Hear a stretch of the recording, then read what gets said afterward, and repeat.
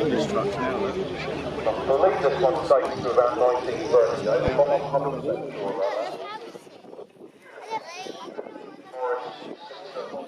That tanker truck just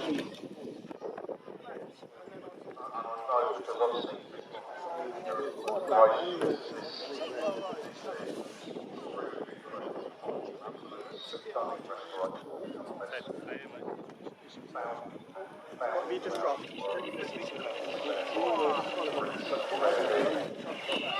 on site.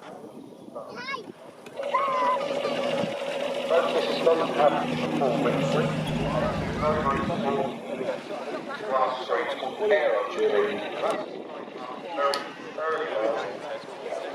Oh, sorry, is that one better?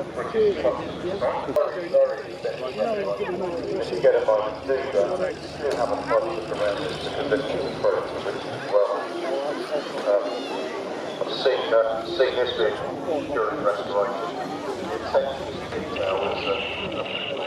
The attention to detail is the wet bridge is